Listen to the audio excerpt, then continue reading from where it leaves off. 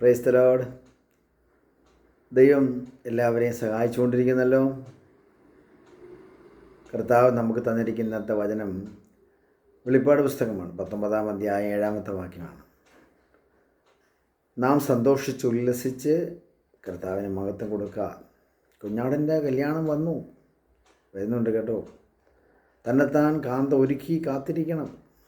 അപ്പോൾ ഒരുക്കം കഴിഞ്ഞിട്ടില്ല.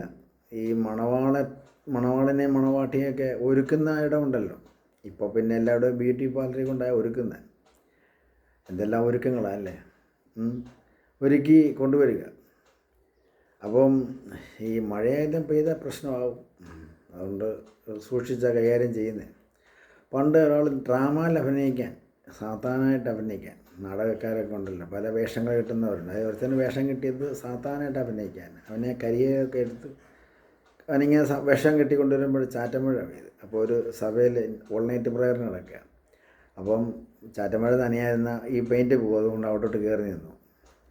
അപ്പോൾ കണ്ണ് തുറന്നൊക്കെ നോക്കിയപ്പോൾ കണ്ട രൂപം അവർ ഭയപ്പെടുത്തിയെന്നാണ് അറിയുന്നത്.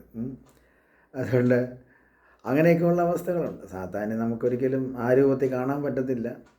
ചിന്തയിലൂടെയാണല്ലോ അവൻ കടന്നു വരുന്നത്. എങ്കിലും നാം സന്തോഷിക്കണം. ഭയപ്പെട്ടും ഭീതിപ്പെട്ടും അല്ല ജീവിക്കേണ്ടത്.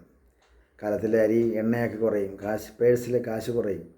അതുപോലെ തന്നെ ഫീസ് അടയ്ക്കാൻ പറ്റാതെ, കറണ്ട് ബില്ല് അടയ്ക്കാൻ പറ്റാതെ, ഗ്യാസ് എടുക്കാൻ പറ്റാതെ പല ബുദ്ധിമുട്ടുകളുണ്ടാകാം.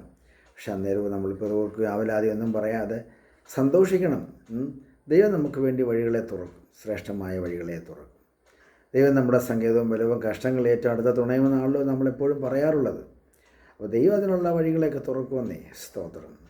സരഭത്തിലെ വിധവയും ഒരു പിടിയും ആവയുള്ള 2 വിറക് കഷ്ണങ്ങളുള്ള ഞങ്ങൾ ഇത് തിന്നിട്ട് മരിക്കാണ്ടിരിക്കുവാന്നല്ലേ പറഞ്ഞ്. പക്ഷേ പിന്നത്തേതിൽ കർത്താവിൻ്റെ ദാസനത് കൊണ്ട് കൊടുത്തപ്പോൾ ഇല്ലായ്മയിൽ കൊടുത്തപ്പോൾ ദൈവപ്രവൃത്തി കണ്ടു. കല നിറച്ച് മാവും പിന്നെ എണ്ണയും അല്ലേ.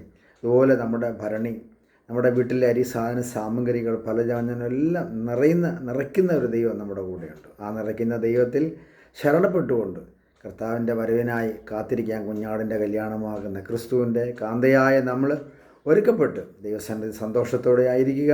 മണവാളം വരും, മണവാട്ടി ദുഃഖിക്കരുത് എന്നുള്ളതാണ് കർത്താവ് നമ്മളോട് ഈ ദൂതിലൂടെ പറയുന്നത്. സ്തോത്രം. ദൈവം അനുഗ്രഹിക്കട്ടെ.